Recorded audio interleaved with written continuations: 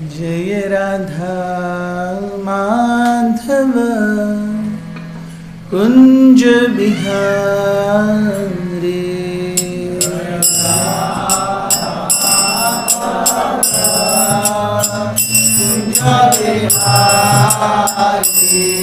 जय राधा माधव कुंज बिहारी।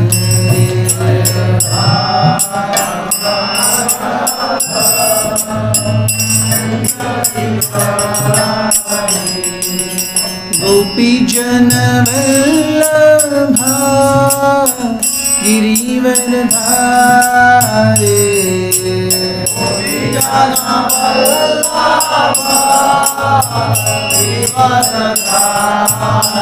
जय गोपी जन वल्लभा गिरिवर धारे।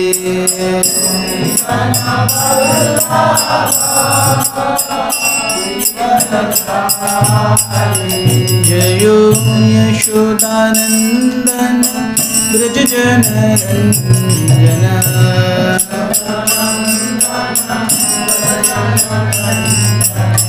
यशोदानंदन ब्रज जनरंजन।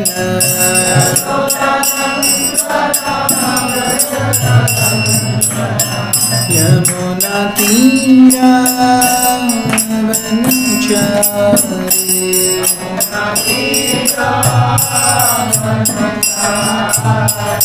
यमुना तीरा वनचारी।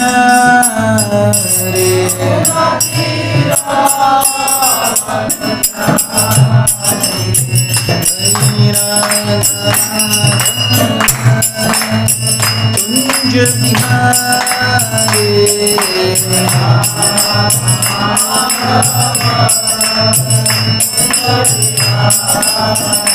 जय राधा माधव कुंज बिहारी।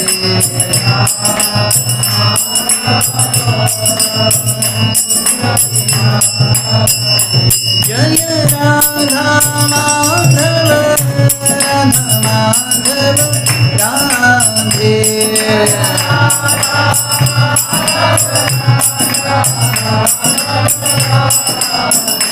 जय राधा गोपीनाथ राधा गोपीनाथ राधे।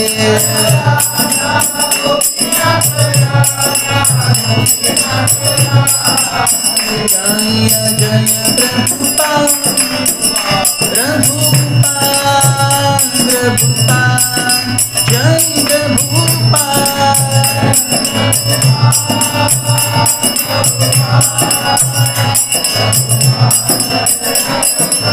जय जय गुरुदेव गुरुदेव गुरुदेव जय गुरुदेव।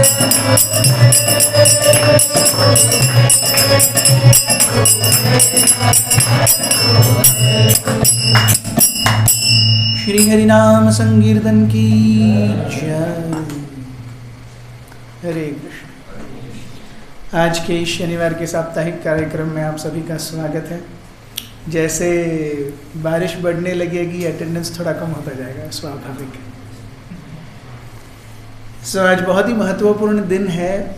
आज पांडव निर्जला एकादशी है, जिस दिन अगर पिछली कोई एकादशी हो जो हम अच्छे से नहीं कर पाए हो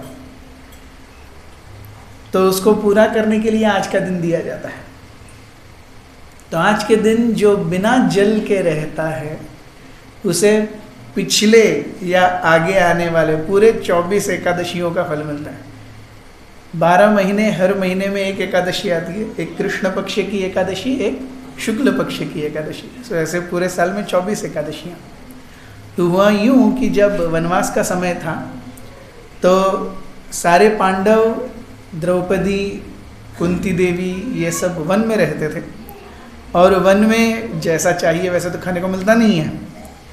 तो जो कुछ भी माधुकरी करने के बाद में वापस रहता था उसके 2 भाग हो जाते थे।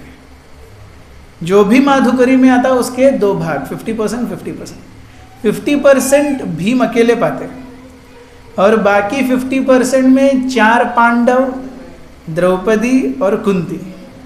This was the ratio. So जब एकादशी का दिन आता, ट्रेडिशनली सारी एकादशियां निर्जली हुआ करती हैं। इनको लेकर के नीचे जाइए, उनका दोष नहीं है ये उनके लिए नहीं है। सो जब एकादशी आती थी, ट्रेडिशनली सारी एकादशियां निर्जली हुआ करती थी। तो दशमी की शाम से उपवास शुरू होता है और फिर द्वादशी के पारणा तक। सो दशमी की रात को कुछ नहीं, इन वन सेंस बहुत ही अल्प। उसके पीछे भी कारण है, जितना हम पेट में रखेंगे उतना ज़्यादा उसे डाइजेस्ट करने के लिए पानी चाहिए होगा और फिर दूसरे दिन प्यास लगेगी। सो जितना पेट को खाली रखेंगे उतना प्यास कम लगेगी।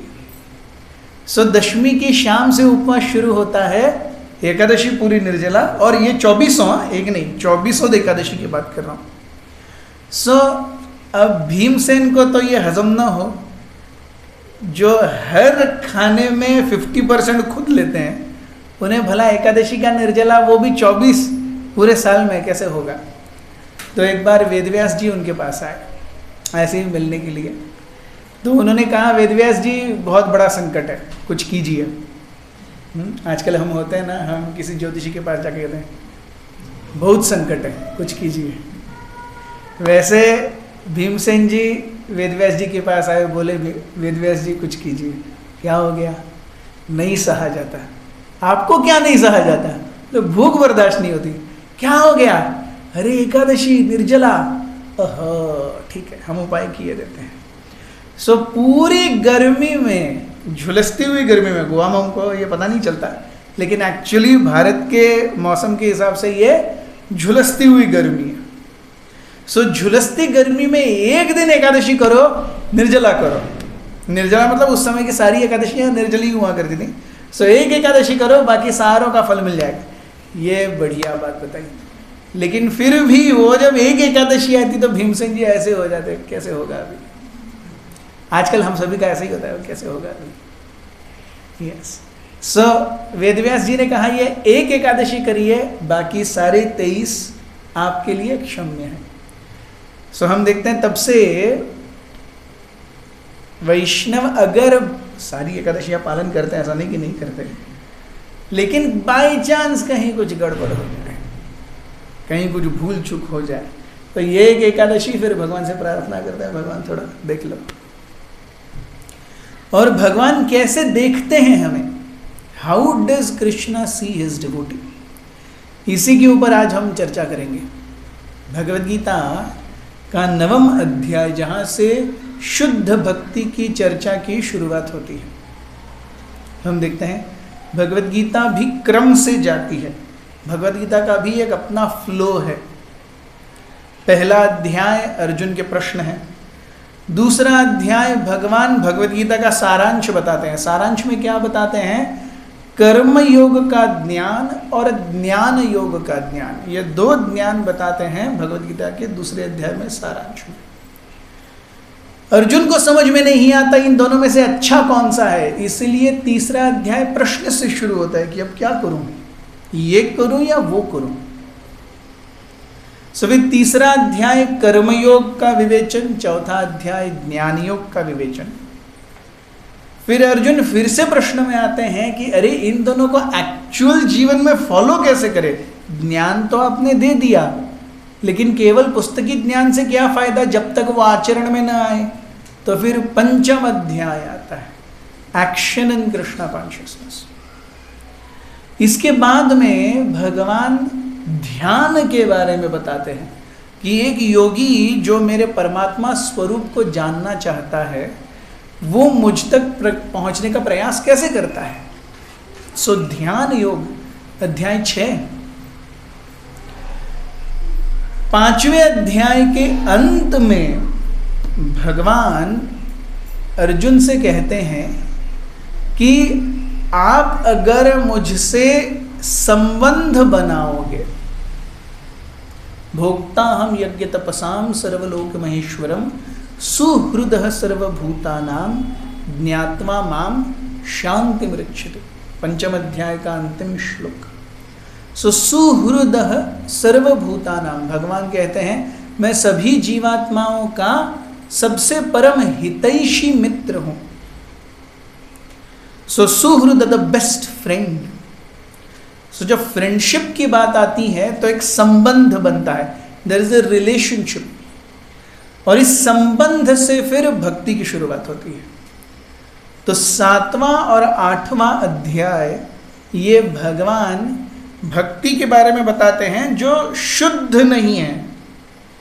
व्यक्ति भगवान की उपासना करता होगा, लेकिन उसमें से उसे कुछ अपने लिए भी चाहिए, तो वो शुद्ध भक्ति नहीं हो जाती, वो मिश्रित भक्ति हो जाती है। मैं आपका नाम ले रहा हूँ, मैं आपके मंदिर आ रहा हूँ, मैं आपको दान भी दे रहा हूँ, लेकिन साथ में मुझे मेरा घर भी ठीक चाहिए, मुझे मेरा परिवार भी अच्छा चाहिए, मेरे बच्चों के मार्क्स भी अच्छे आने चाहिए, मेरा EMI भी कम होना चाहिए, मेरा सैलरी भी बढ़ना चाहिए। तो ये जो सारी पर्सनल इच्छाएं हैं, ये हमारी भक्ति को क्या करती हैं? मिश्रित बना देती हैं। जैसे हम दूध में खीर बन गई, उसमें 8-9 दाने रेती के डाल दिए, गोवा में रेती कम नहीं है। तो शुद्ध भक्ति क्या है? केवल भगवान के लिए। उसमें मैं मेरी इच्छा डालता हूं तो वो क्या हो जाता है? 5-6 कंकड़, 2 लीटर में मुट्ठी भर रेती। यह है मिश्रित भक्ति। यह है चैप्टर 7 और 8। शुद्ध भक्ति की व्याख्या भगवान 4 अध्यायों में करते हैं, 9, 10, 11 और 12। और इन 4 अध्यायों के बाद में अध्याय 13 से लेकर 17 तक ये भौतिक सृष्टि कैसे चलती है इसके बारे में भगवान बताते हैं। और 18वें अध्याय में भगवान सारा कुछ समेट करके भगवद गीता को समाप्त करते हैं। तो ये भगवद गीता का फ्लो है। इसमें शुद्ध भक्ति का ज्ञान जहाँ शुरू हो रहा है और उसके बारे में भगवान हमें क्या कहते हैं, ये हम आज देखेंगे। सो 9वां अध्याय, द मोस्ट कॉन्फिडेंशियल नॉलेज, परम गुह्य ज्ञान। भगवान स्वयं बताते हैं ये ज्ञान इतना महत्वपूर्ण क्यों है। श्लोक 1, श्री भगवान उवाच इदं ते तु गुह्यतमं प्रवक्ष्यामि अनसूयवे ज्ञान विज्ञान सहितं यज्ञात्वा मोक्ष्यसे शुभात्। भगवान कहते हैं इदं तु ते गुह्यतम। गुह्यतम अर्थात सबसे ज्यादा गोपनीय, secret, more secret, most secret, गुह्य, गुह्यतर, गुह्यतम। So the most secret knowledge, इदम ते तु गुह्यतम प्रवक्ष्यामि अनुसूयवे। ये ज्ञान मैं आपको क्यों बता रहा हूं अर्जुन? क्योंकि आप मुझसे ईर्ष्या नहीं करते। भगवान से ईर्ष्या करने का क्या अर्थ क्या है? भगवान से ईर्ष्या करने का अर्थ है हमारे जीवन में हमें भगवान से अलग हो करके किसी चीज का भोग करना है। इसका मतलब है भगवान से ईर्ष्या है।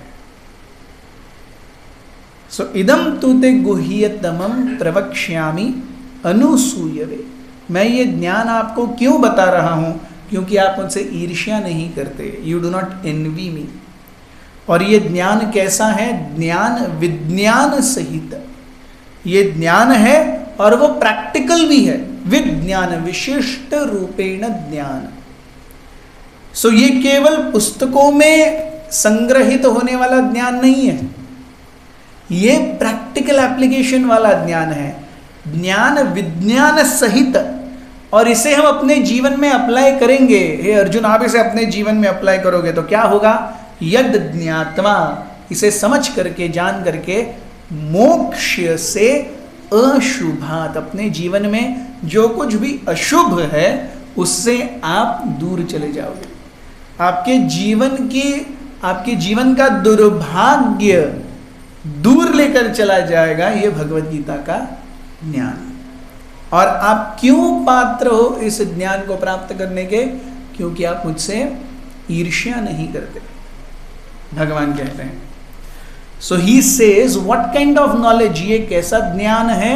श्लोक 2, राजविद्या राजगुह्यम पवित्रम इदमुत्तमम प्रत्यक्ष अवगमम धर्म्यम सुसुखम कर्तुम अव्ययम।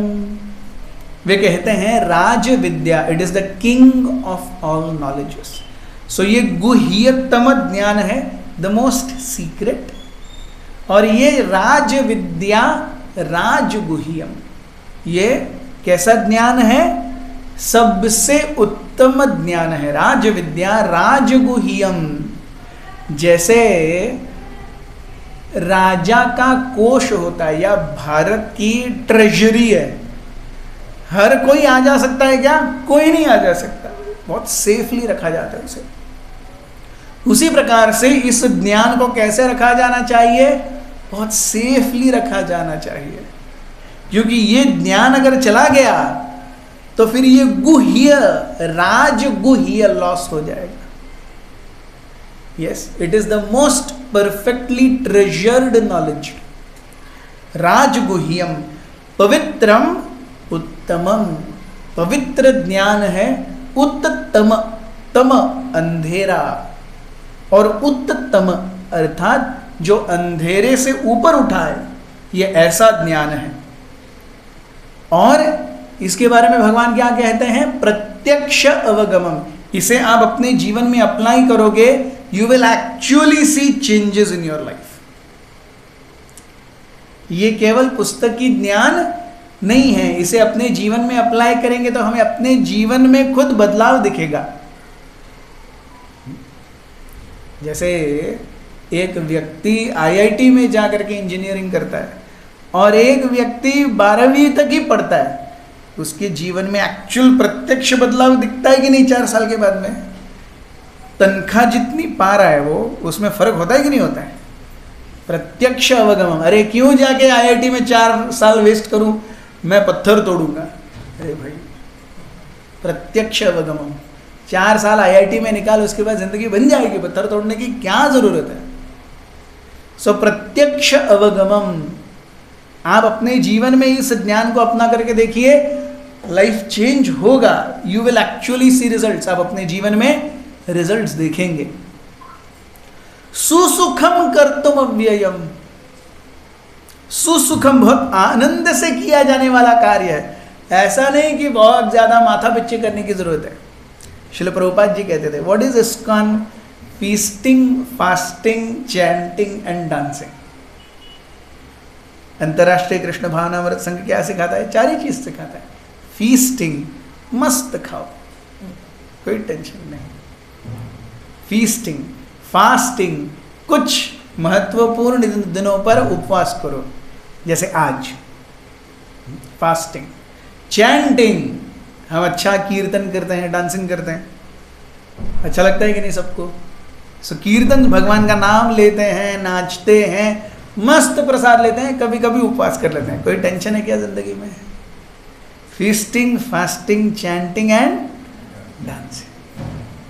सुसुखम कर्तुम अव्ययम। हमने कभी आपसे कुछ चार्ज किया है क्या? कोई गेट के सामने खड़ा रहे क्या? अंदर आने के लिए 100 रुपये टिकट देना पड़ेगा? अव्यय, कोई चार्ज नहीं है।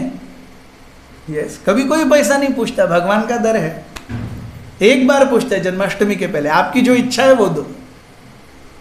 ऐसा भी नहीं कि इतना देना ही पड़ेगा अगर आना है तो, ऐसा भी नहीं, आपकी जो इच्छा है। यस, सो कर्तुम अव्ययम। सो इस ज्ञान के ये लक्षण हैं। राज विद्या, it is the king of knowledges. राजगुह्य, the most secret of all knowledges. पवित्रम, उत्तम, प्रत्यक्ष अवगमम, सुसुखम, कर्तुम अव्ययम। ये भगवद गीता का जो ज्ञान है ये 7 लक्षणों के साथ आता है और ये 7 वेलकम लक्षण हैं। इसलिए भगवान कहते हैं कि ऐसे ज्ञान को अपनाने से और न अपनाने से दोनों क्या होगा?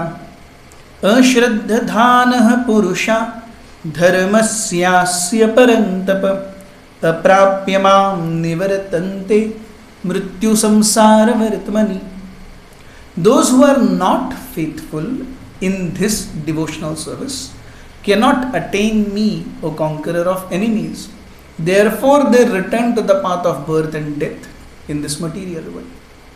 So जो कोई भी व्यक्ति इस ज्ञान पर अपनी श्रद्धा नहीं रखता, श्रद्धा कब तक चाहिए? जब तक मैं अपने जीवन में रिजल्ट न देखूं तब तक श्रद्धा चाहिए, है कि नहीं? सामने से कुछ दिख रहा है तो क्या श्रद्धा चाहिए? श्रद्धा मतलब जो सामने नहीं दिखता उसके लिए श्रद्धा होती है, बराबर है कि नहीं? जो सामने ही दिखता है उसके लिए क्या श्रद्धा है?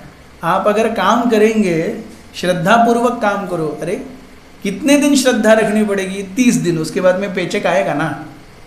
तो बहुत लंबी श्रद्धा नहीं है। आप 30 दिन काम करते हो, कुछ दिखता नहीं है आते हुए अकाउंट में, 30 दिन के बाद पेचेक आता है, हाँ बराबर है। तो श्रद्धा 30 दिन की है, लेकिन यहां पर श्रद्धा कब तक की है? इस पूरे जीवन अवधि की श्रद्धा है। ये लंबी श्रद्धा है, क्योंकि कई बार कुछ आते हुए दिखेगा नहीं, हमको कुछ आते हुए दिखता है तब हमें लगता है हाँ सब बराबर है। भक्ति में व्यवहार बदल जाता है, संगत बदल जाती है, आदतें बदल जाती हैं, लेकिन यूजुअली हम जैसे हाँ सब अच्छा हो रहा है, सब अच्छा हो रहा है मतलब क्या? जैसे हमने पहले कहा था, पैसे मस्त हैं, फैमिली मस्त है, कोई कर्जा नहीं है, तरक्की हो रही है, मतलब भगवान का आशीर्वाद है। ये नहीं है मतलब भगवान का आशीर्वाद नहीं है। तो इस हिसाब से अगर देखें तो पांडवों के ऊपर भगवान का कभी आशीर्वाद नहीं था। इस हिसाब से देखें तो ध्रुव महाराज के ऊपर कभी भगवान का आशीर्वाद नहीं था, प्रहलाद महाराज के ऊपर कभी भगवान का आशीर्वाद नहीं था, द्रौपदी के ऊपर कभी नहीं था। इस हिसाब से ये कभी भी आशीर्वाद प्राप्त नहीं रहे। यस, सो कहने का तात्पर्य है भगवान का आशीर्वाद क्या है?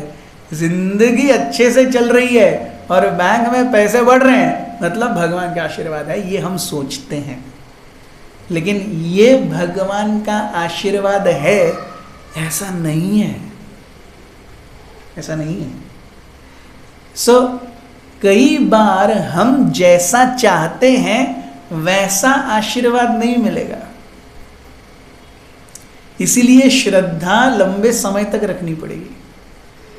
तो भगवान कहते हैं अश्रद्धधानः, जो अपने जीवन में लंबे समय तक श्रद्धा नहीं रख सकता वो इस मार्ग पर चल ही नहीं सकता। अश्रद्धधाना पुरुषा धर्मस्यास्य परन्तपः अप्राप्य निवर्तन्ते, वो मुझे कभी प्राप्त नहीं कर पाएंगे, मृत्यु के बाद वो अगला शरीर लेंगे। लेकिन अगर कोई श्रद्धा पूर्वक इस जीवन का अपने जीवन में, इस ज्ञान का अपने जीवन में पालन करता है तो वो मुझ तक आएगा। मया ततमिदं सर्वं जगत अव्यक्त मूर्तिना मत्स्थानि सर्वभूतानि न च अहम तेषु अवस्थितः। भगवान अपने अस्तित्व को बताते हुए कहते हैं मया ततम इदं सर्वं जगत अव्यक्त मूर्तिना, मैं इस संसार के कण कण में व्याप्त हूँ। कैसे व्याप्त हूँ? तो दिख क्यों नहीं रहे भगवान? अव्यक्त मूर्ति न है, मैं दिख नहीं रहा हूँ लेकिन मैं हूँ। अब आप बोलेंगे ऐसा कैसा है, मैं दिख नहीं रहा तो भी है। हम आपको सीधा सा उदाहरण देते हैं। हमारी बुद्धि हमको दिखती है क्या? लेकिन है कि नहीं? है ना, बुद्धि है। हमारा मन हमें दिखता है क्या? नहीं दिखता नहीं है, लेकिन है कि नहीं? हमारी बुद्धि, हमारा मन दिखते नहीं है हमें, लेकिन है। कैसे समझ सकते हैं? हाँ, मैं विचार करता हूँ, मतलब मन है। मैं क्वेश्चन पेपर में आंसर लिख सकता हूँ, इसका मतलब बुद्धि भी है। है कि नहीं? हम सभी स्कूल गए हैं, यस, पास किए हैं, तो पास किए मतलब कुछ ना कुछ तो याद किए हैं, याद किए हैं मतलब बुद्धि है, यस। और मैं सोचता हूँ आगे के बारे में, अभी के बारे में, भूतकाल के बारे में, वर्तमान भविष्य भूत सभी के बारे में सोचता हूँ। तो सोचना ये मन का लक्षण है। सो बुद्धि है, मन है, दिखते हैं क्या? नहीं, लेकिन उसके प्रभाव से हमें पता चलता है कि वो है। उसी प्रकार भगवान दिखते हैं क्या? नहीं, लेकिन उनके प्रभाव से पता चलता है कि वो है। सो भगवान को देखने का प्रयास, ये क्या है? ये मूर्खता है। भगवान को देखने का प्रयास, ये क्या है? मूर्खता है। क्यों देखेंगे?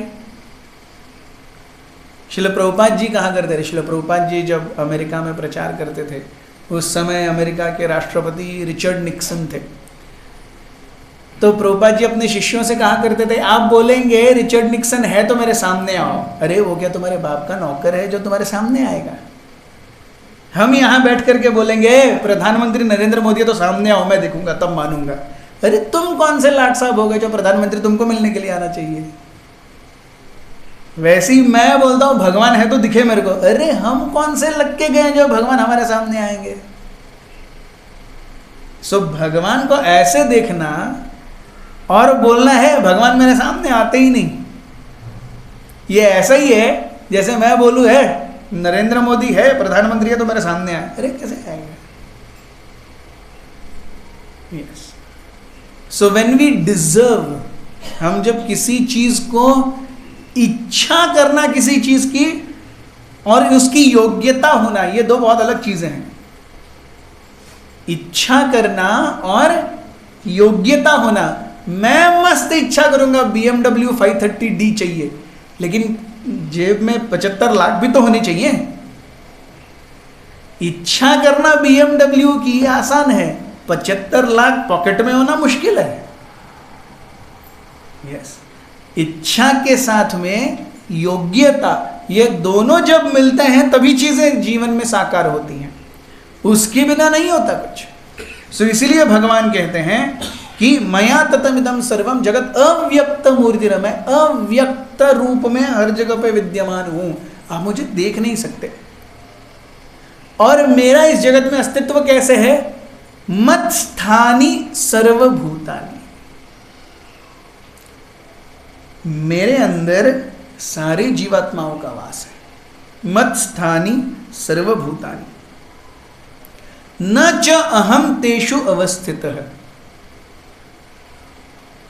लेकिन मैं हर चीज में विद्यमान हूं, ऐसा नहीं है। आप समझेंगे ऐसे कैसे? भगवान हर चीज के अंदर हैं, लेकिन हर चीज भगवान नहीं है। इसका अर्थ यह है, भगवान हर चीज के अंदर है, कण कण में भगवान है, इस निर्जीव वस्तु के कण में भी भगवान है।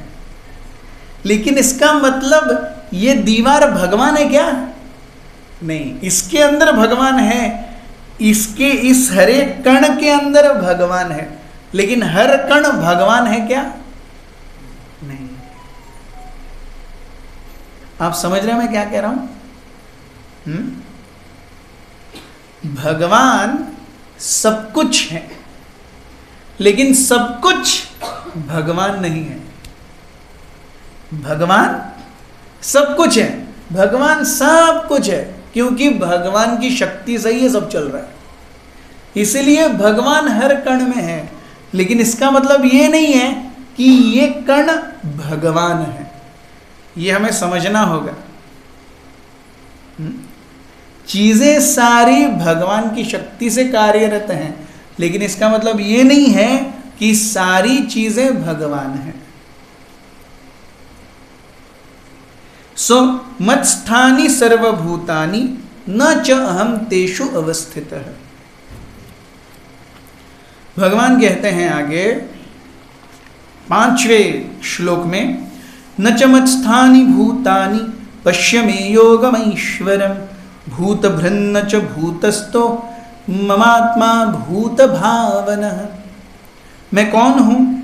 Everything that is created does not rest in me, behold my mistake opulence. Although I am the maintainer of all living entities and although I am everywhere, I am not a part of this cosmic manifestation, for myself is the very source of creation. भगवान कहते हैं सब कुछ मुझसे आता है,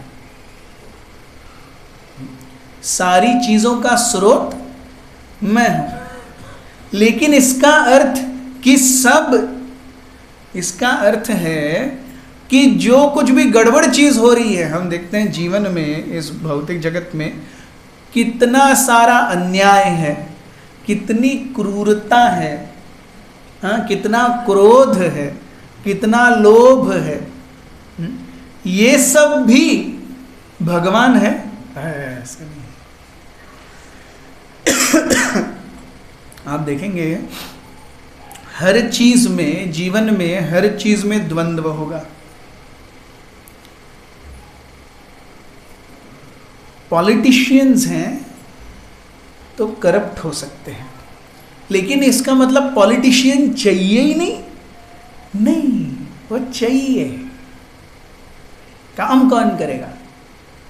yes, देश की सीमा की सुरक्षा कौन करता है? सेना करती है ना, भारतीय सेना करती है। यस, सो भारतीय सेना में करप्शन नहीं होता? होता है। तो क्या भारतीय सेना नहीं चाहिए? हाँ? फिर पाकिस्तान से कौन कौन आएगा हमें कुछ पता नहीं चलेगा। सेना में भी करप्शन है, लेकिन क्या सेना नहीं चाहिए? सेना चाहिए। तो चीजों में गड़बड़ है, इसका मतलब चीज नहीं चाहिए, ऐसा सही नहीं है। सो भगवान से ही सब कुछ आ रहा है। आप अगर इस जगत में जो कुछ भी अन्याय देख रहे हैं, अपवाद देख रहे हैं, जो चीज सही नहीं चल रही है वो देख रहे हैं, भगवान कहते हैं कि सिस्टम मैंने बनाया, लेकिन मैं उसे फुल्ली, जैसे टीचर होता है क्लास में, वो अपना काम कर रहा है, बच्चे थोड़ा थोड़ा बातें कर रहे हैं, सभी सीख भी रहे हैं, थोड़ा थोड़ा बातें भी कर रहे हैं।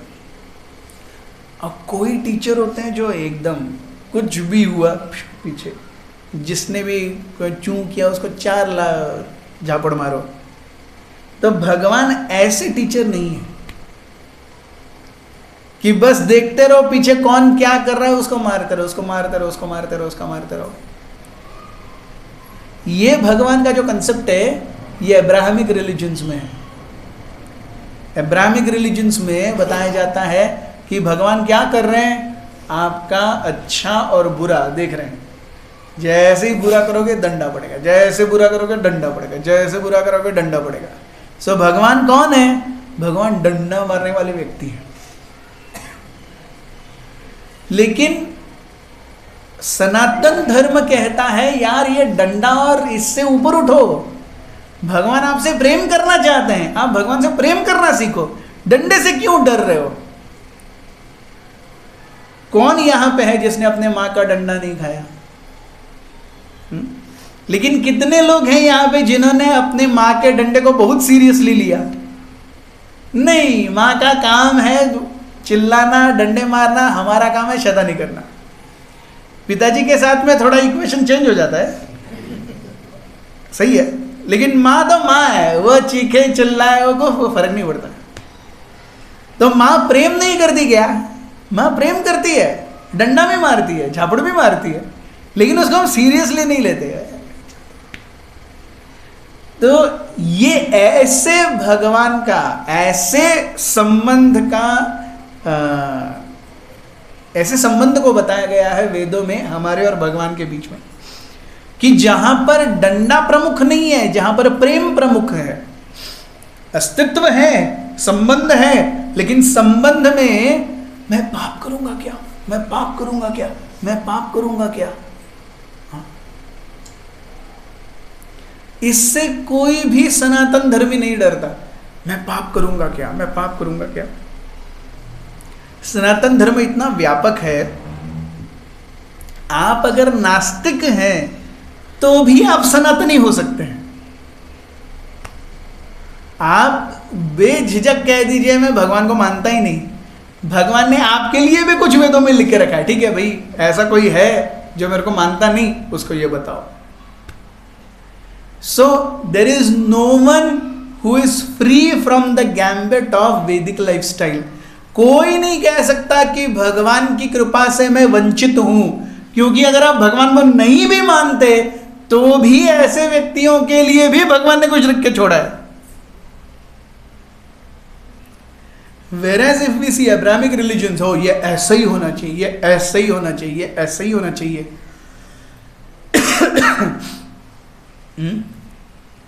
ऐसा नहीं है।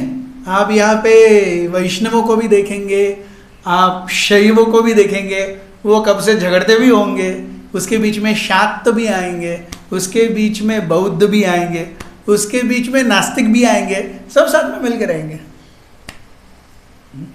विचारधाराएं बहुत अलग होंगी। यस, ये भारत ऐसे ही हॉचपॉच संस्कृति है, एक साथ मिलकर के। सो वैदिक जीवन जो है वो किसी को भी बाहर नहीं रखता। It is an all inclusive society. इसीलिए दुनिया के इतिहास में भारत एक ऐसा एकमेव राष्ट्र है जिसने किसी दूसरे राष्ट्र के ऊपर कभी पहले हमला नहीं किया। ठीक है, आपकी और मेरी विचारधारा मिलती नहीं है, ठीक है, आप खुश रहो, मैं खुश रहता हूं, क्या टेंशन है। लेकिन बाकी आप देखेंगे जितना भी दूसरे धर्मों का प्रचार हुआ है वो फोर्स से हुआ है। Everything has been forced conversions, Christian forced conversions, Islamic forced conversions. भारतीयों ने कभी एक फोर्स्ड कन्वर्जन किया ही नहीं। अंदर के लोगों को नहीं किया, बाहर के लोगों को क्या करेंगे। भारत ने कभी फोर्स्ड कुछ नहीं किया। तुमको जो चाहिए करो भाई, टेंशन न लो, आराम से जियो और जीने दो। यस। सो भूत भृन्न च भूतस्थो ममात्मा भूत भावनः। भूत भृन्न, मैं सभी जीवात्माओं से अलग हूं। भूतस्थ, मैं सभी जीवात्माओं से अलग हूं, लेकिन मैं सभी जीवात्माओं के अंदर भी हूं। I am different from everyone and I am present in everyone. ये क्या बताता है हमें? I am different from everyone means मैं, आत्मा और परमात्मा कभी एक नहीं हो सकते। भूत भृन्न, आत्मा और परमात्मा एक कभी नहीं हो सकते। मैं ही भगवान हूं, नहीं, Bhagavad Gita does not recognise this philosophy. भूत भृन्न, मैं जीवात्माओं से अलग हूं, मैं परमात्मा हूं, भगवान कहते हैं। भूतस्थ, लेकिन हर एक जीवात्मा के अंदर मैं हूं, हर किसी के अंदर परमात्मा है।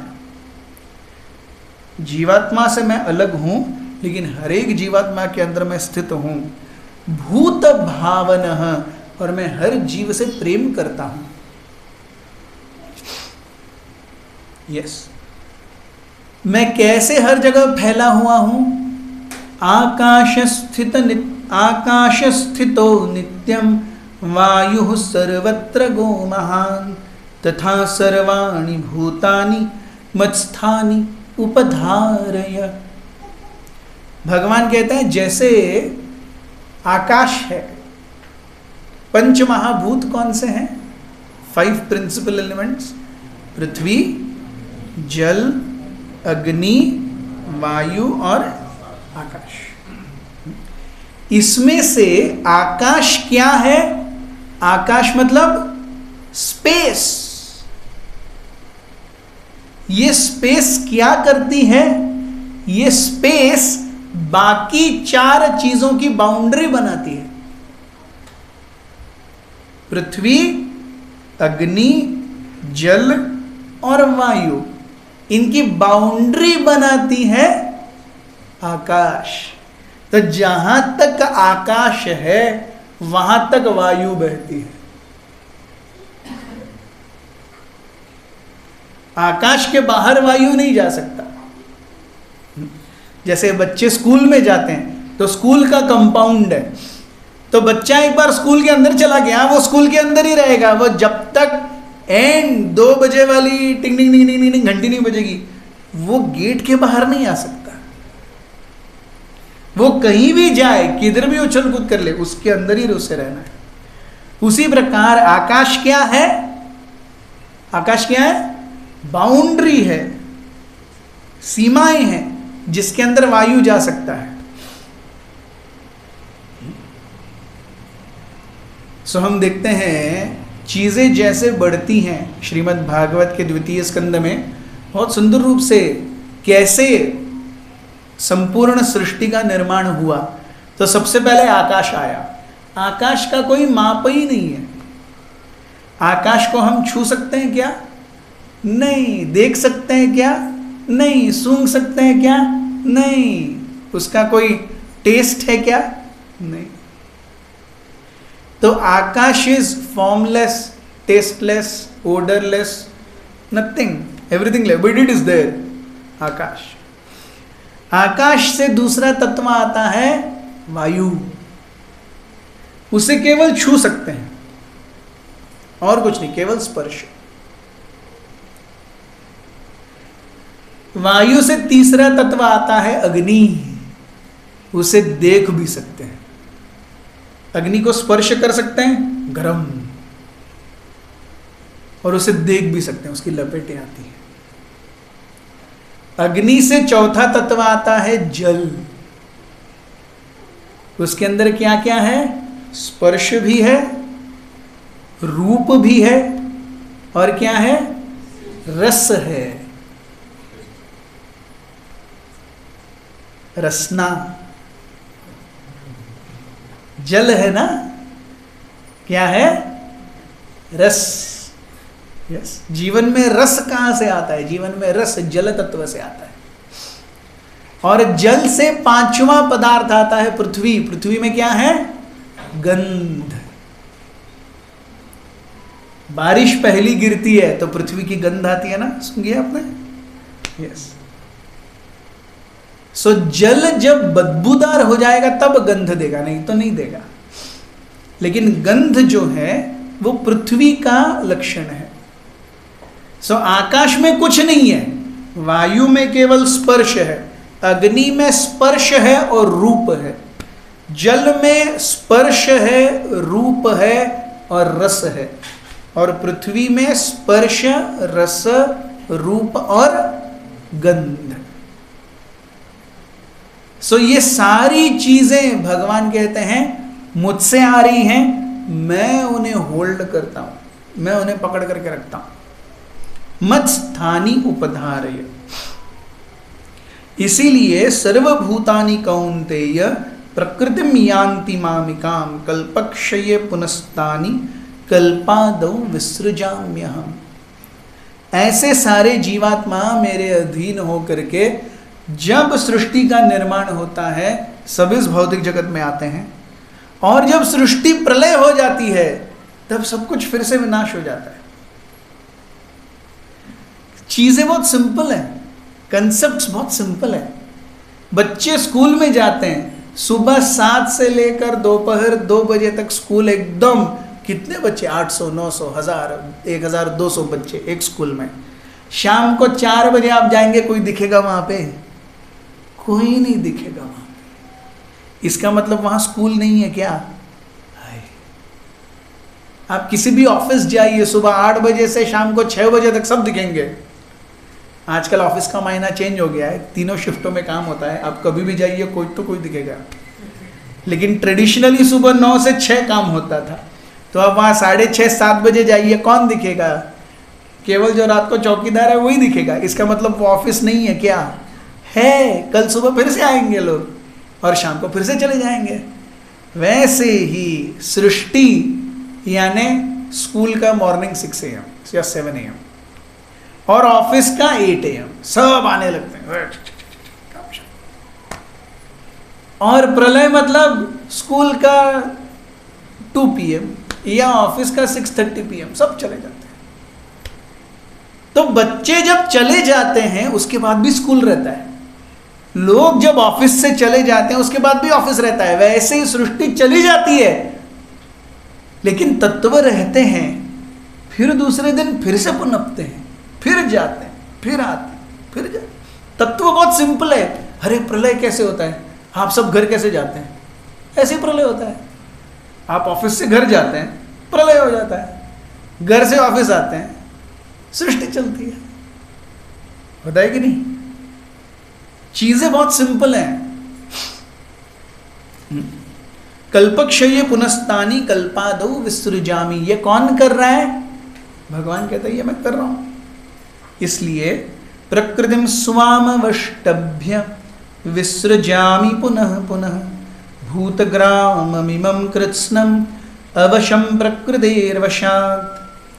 इसीलिए सारे जीवात्माओं को और प्रकृति को मैं एक साथ पकड़ करके चलता हूं। मेरे वश में वैसे ही है जैसे एक सपेरा जब सांप को पकड़ता है ना, आपने देखा है सांप को कैसे पकड़ते हैं? गले से पकड़ते हैं, पूंछ से नहीं पकड़ते, क्योंकि वो ऐसे करके मार सकता है। तो गले यहां पकड़ते हैं उसको, तो वो कुछ नहीं कर सकता। तो वैसे ये महान सृष्टि, इसके अंदर इतना कुछ चल रहा होगा, लेकिन वो मेरे वश में है, जैसे एक सांप सपेरे के वश में है। तो ऐसा मत समझिए कि क्या चल रहा है किसी को कुछ नहीं पता है। नहीं, भगवान सारी चीजें जानते हैं। शास्त्र कहते हैं कि एक घास का तिनका हिलता है तो भी भगवान को पता चलता है। तो आप बोलते होंगे घास के तिनके से तो मैं बहुत बड़ा हूं, मैं इतना बड़ा हिलता हुआ भगवान को नहीं दिखता क्या?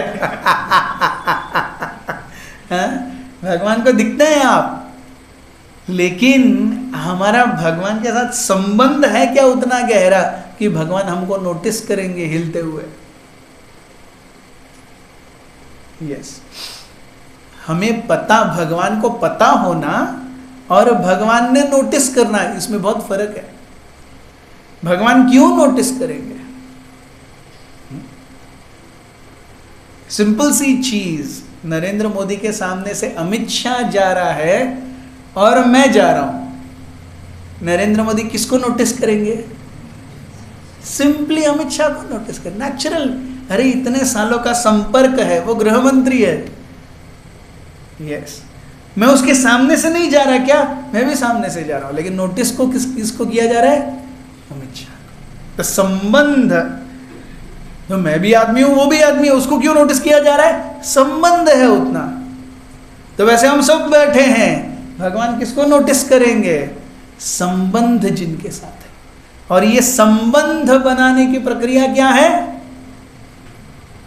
क्या है? भक्ति। भक्ति क्या है? ये संबंध बनाने की प्रक्रिया है भक्ति। कि जब भी मैं आऊं कहीं पर तो भगवान नोटिस करे, अरे आ गए हमारे प्रभु जी, आ गए हमारी माता जी। सो वो नोटिस जो है, यस, कृष्णा रिकॉग्नाइजेस। और भगवान कैसे नोटिस करते हैं? भगवान सेवा से नोटिस करते हैं। हम जितनी सेवा करते हैं उतना भगवान के हम ज्यादा नोटिस में आते जाते हैं। Same principle. Amit Shah was a non entity till he got 72 seats in UP for BJP.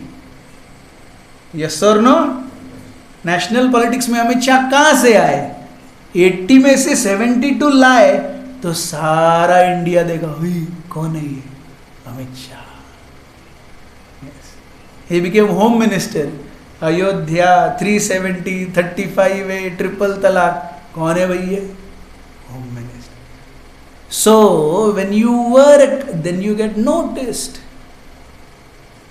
Yes, कितने होम मिनिस्टर आके गए, कितनों के नाम याद है?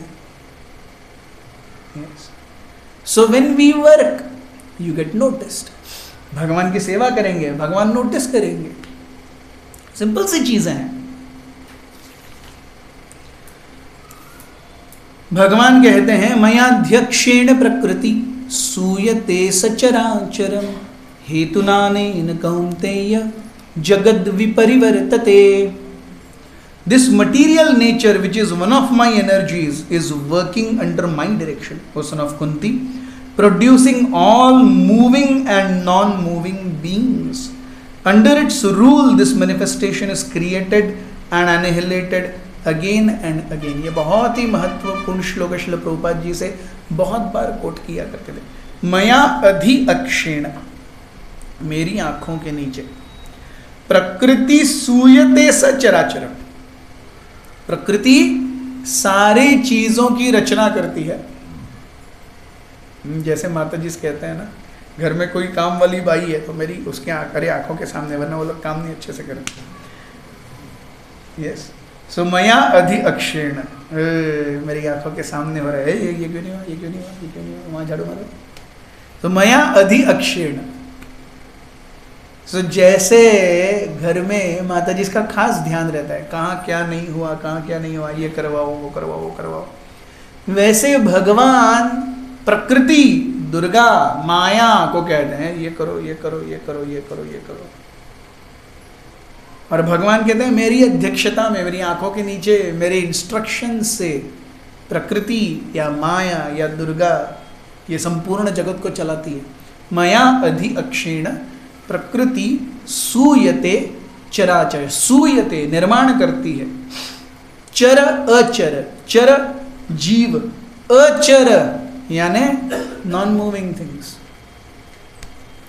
सो जीवों को यहां पर लाना और निर्जीव वस्तुओं को रखना, यह सब कुछ प्रकृति कर रही है. क्यों कर रही है? भगवान बोल रहे हैं तब कर रही है. जैसे भगवान बोल रहे हैं वैसा कर रहे हैं. हेतु न अनेन कौन्तेय, और दूसरा कोई कारण नहीं है. साइंटिस्ट बोल रहे हैं एक बिग बैंग हुआ इसलिए प्रकृति आई. भगवान बोलते नहीं, मैंने बोला इसलिए प्रकृति आई. साइंटिस्ट बोलता है एक कभी तो कण था वो. यस, इनफाइनाइट मास इन्फिनिटेसिमल वॉल्यूम, वो कभी तो एक बूम हुआ. यस, देखिए साइंस हमें अपने विज्ञान के नाम पे क्या क्या खपाता है हमारे टेक्स्ट बुक्स में. Yes, a particle of infinite mass infinitesimal volume, ये पॉसिबल है क्या? सारा जगत का जितना भार है उतना भार एक पॉइंट में था. ऐसा कभी हो सकता है? ऐसा कभी हो सकता है? और ये साइंस हमें पढ़ाता है. और वो कभी तो फट गया. तो प्रभुपाद जी बोलते हैं देखिए, अगर ये सब कुछ सही भी मान लिया तो वो पॉइंट कहां से आया? एक पॉइंट था इनफाइनाइट मास और इन्फिनिटेसिमल वॉल्यूम, वो कहां से आया? वो तो आपको अग्री करने का, वो बनाने के लिए भगवान ने ही बनाया, तभी तो आया. ठीक है, आ गया, वो फटा क्यों? क्यों फटा? वो कारण क्या था फटने का? हम ऐसे ही फट जाते हैं क्या कभी? कोई ऐसे कुछ फटता है? नहीं, कारण भी तो होना चाहिए. तो वो कण आया क्यों और फटा क्यों, ये साइंस कभी नहीं बोलेगा. और हमें छाप क्यों देगा? साइंस बोलता है आदमी बंदर से आया है. प्रभुपाद जी बोलते थे वो चार्ल्स डार्विन के पूर्वज बंदर थे, मेरे मनुष्य ही थे, कोई बंदर से नहीं आया. अगर आदमी बंदर से आता तो बंदर से डायरेक्ट आदमी, उसके बीच के जो सारे स्पीशीज वो किधर चले गए? वो हवा में गुल क्यों हो गए? कोई तो दिखना चाहिए ना बीच में. यस, 1885 की फर्स्ट मर्सिडीज कार, आप गूगल करें या यूट्यूब पे देख लीजिए, वो 4 पहिए का एक सिंपल. यस, 1885 में फर्स्ट कार्ल बेंज ने जो 4 पहिए की कार बनाई थी, और आज की मर्सिडीज कार. लेकिन इसके बीच में हमें हर साल के 4 मॉडल दिखते भी तो हैं. यस, बीच का सब कहां गया? आदमी अगर बंदर से आया तो बंदर है और आदमी भी है, बीच के सब कहां गए भाई? और वही क्यों गुल हुए? बंदर क्यों नहीं गुल हुए? आदमी क्यों नहीं गुल हुआ? ऐसा नहीं है, ऐसा नहीं है। आप अगर साइंस पढ़ेंगे, ओरिजिन ऑफ स्पीशीज, यस, उसमें चार्ल्स डार्विन जी कहते हैं कि धरती पे बहुत बकरियां हो गई थी, धरती पे बोझ बन गई थी, तो जब उनको खाने के लिए कुछ नहीं मिला तो बकरी कितनी होती है? इतनी सी होती है, वो ऐसे ऐसे करके खाएगी। उसके बाद में उन्होंने अपनी गर्दन ऊपर करके खाना शुरू किया और वो बकरी जो ऊपर गर्दन कर करके जिराफ बन गई। मैंने बोला अरे वाह, इतना महान ज्ञान डार्विन के ही पास था, बस उतनी ही कमी थी। ये डार्विन लिखते हैं ओरिजिन ऑफ स्पीशीज में और हम उसे मानते भी हैं, उसको लिख के हम बच्चे पास भी होते हैं। ये विडंबना है हमारी। बकरी ऐसे करती रही और जिराफ बन गई। वाह जी वाह। उस हिसाब से हम तो कैसे अच्छे भक्त बन गए, हम ऐसे आरती घुमाए और भक्त बन गए। ऐसे ही हो गया ये। ऐसे होता है क्या? नहीं। कितनी आरती घुमाई, कितने जय जगदीश हरे बोले, कुछ हुआ क्या? कुछ भी नहीं हुआ, सब ऐसा ही है। ऐसे नहीं होता जी। सही चीजों को जानने के लिए शास्त्र पढ़ने होंगे, समझना होगा चीजों को। यस, आज जितना ट्रेडिशनल साइंस हमको उल्लू बनाता है, उतना जिंदगी में किसी ने नहीं बनाया। साइंस हमें उल्लू बनाता है पूरा। ये सही बात है। आप में से जो भी 11th वगैरह में फिजिक्स लिए होंगे, आपने न्यूटन्स का G 9.8 मीटर पर सेकंड स्क्वायर फाइंड आउट करने का एक्सपेरिमेंट किया होगा। कितनों का 9.8 आया?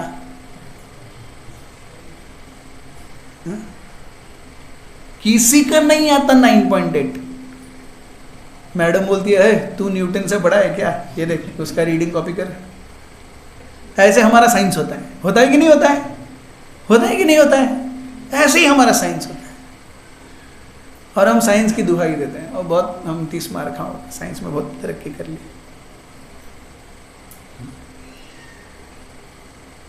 धृतराष्ट्र को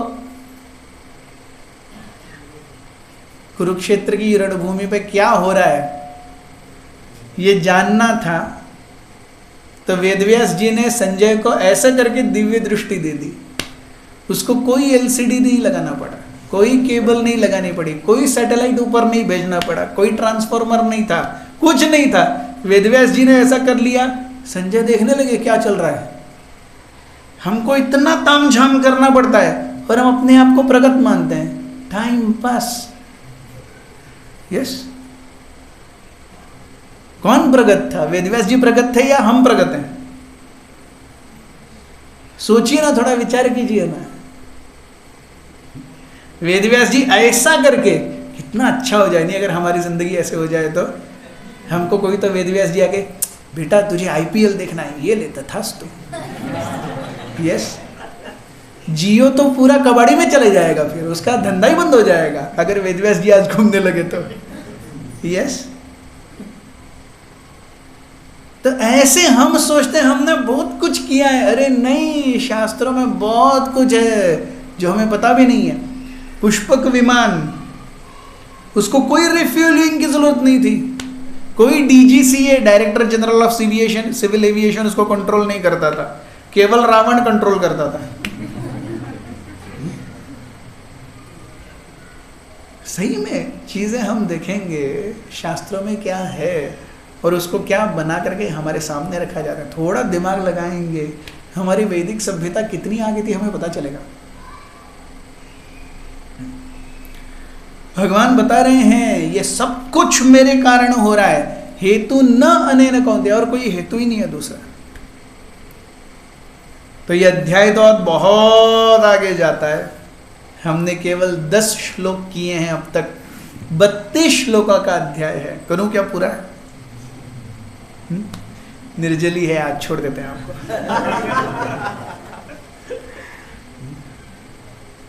तो ऐसे मेरा बहुत ही नम्र निवेदन है आप सभी से, आप भगवद गीता पढ़िए, शास्त्रों को पढ़िए, वेदों को समझने का प्रयास कीजिए। हमारे शास्त्रों में ऐसी शिक्षाएं हैं जो कभी कोई नहीं दे सकता। हमारे शास्त्र इतने व्यापक हैं, दूसरा जितना कोई भी ज्ञान नहीं हो सकता। केवल जरूरत है इसे समझने की, अपने जीवन में अपनाने की, और उसे अपनाने के बाद हमारे जीवन में क्या बदलाव आता है उसे अनुभव करने की। हम अपने जीवन में अप्लाई करेंगे, हम बदल को देखेंगे, हम अपने जीवन में अप्लाई करेंगे, अनुभव को देखेंगे। That is required. बिना अपनाए अनुभव नहीं आएगा।